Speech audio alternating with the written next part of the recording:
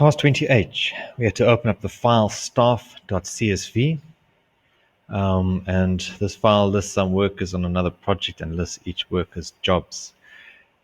All right, first thing after opening up, I'm going to take a look. I'm not happy that I can't see all the data that's in the field, so I'll open up the fields by double-clicking.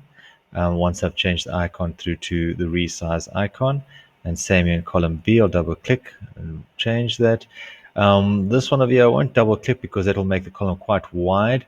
I'll first wrap the text, and then I'll make it to have the two lines, and over here I'll double-click to resize my row height now. So that is looking much better. I'm happy with that. Okay. Right. So what is required of us? To place in cells B24 to B28, B24 through to B28, we're going to put in a formula that is going to count the number of employees. Sorry, it's going to count how many of each type of worker are employed on the project. Okay. So what we'll do is we'll use the count if function. If the condition is met, it must count. All right. So let's take a look at it. I'm going to enter it here using this function. Okay, so I'm going to insert the function, and I'm going to look for count if. There it is. Double click, and it comes up, and it shows us that there are two arguments. First is to determine the range we're going to count. Okay, we're going to use the range is the range of cells from which you want to count non-blank cells. So here we go. This is the range we're going to count, and then the criteria is what it's going to equal to. In this particular case, we're going to say equal to that. Okay. Now, what we're going to want to do in the end is we're going to want to copy this function, this formula down through the rest from B24 down to B28.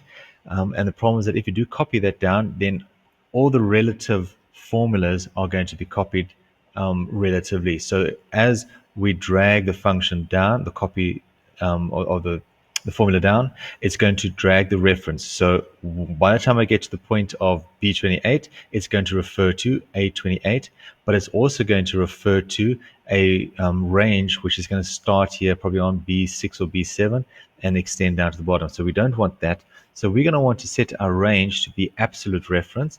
So to do that, I click on it and I press F4 and it changes to an absolute reference. Click on the end of the range, F4, and it changes. So it will now be set as an absolute reference. And what we have over here is got one director. That's true. And you've got O'Brien is the director. And if I copy the formula down, I could double click because it will automatically fill. And there is my answer. Once you do something like this, always double check by looking at the end of the range where you've copied down and check to make sure that it is pointing at the correct fields. So if I move my mouse up into the formula bar, then it highlights the areas that are used within the formula or the functions that I have brought into play. So here we can see that this one uses a range B3 to B21, which didn't move as we copy the formula down, which is exactly what we wanted. So that's perfect. And it also is referring to the A28, which is correct. So it's checking how many sales job, how many people are doing a sales job from this group. So that is correct. The copy has worked fine. Okay, so that is task 20H, the first part. Then we are asked to place a formula in cell B31. Okay, B31, which is going to count the number of employees with less than 5 years experience, and place a formula in B32 to count the number of employees with 10 or more years. So again, we're going to use a count if function.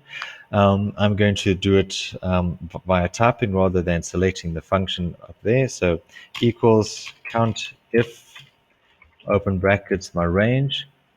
Now, obviously, I cannot use this range over here with the jobs. I'm going to use years experience. So I'll highlight that because I want to count when the experience is greater than a certain amount. So that's my range, comma, and I'm going to use the criteria. It must be less than 5. So be very careful about the selection of less than. Make sure it's not the other way around. Less than 5. Now it gets a bit tricky because if Now, let me just finish up and you'll see why I'm saying that. If I enter, I get an error because there's a problem with the criteria that we've put in. Okay, so I'm going to close off and go back into the criteria and I'm going to put speech marks. Okay, so if you do get that, you must remember that the criteria unfortunately has to be in speech marks and then it will work fine.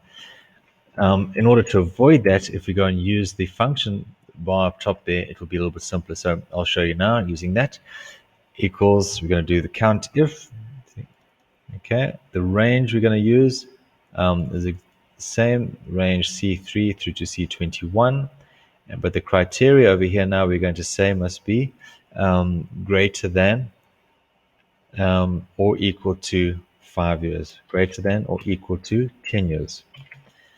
Right, and now I'll move off from there, and then you see that it automatically fills in with the speech marks. All right, so something to remember. It could be a bit simpler to use the function arguments. Right, to go into the function window. Okay, that's it. So we have got more than or equal to 10, 5 of them, less than 7, less than 5, we've got 7. That, I believe, is the end of task 20H.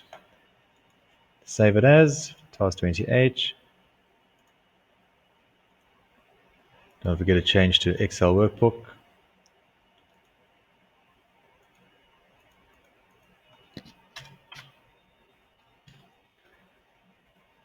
And we are done.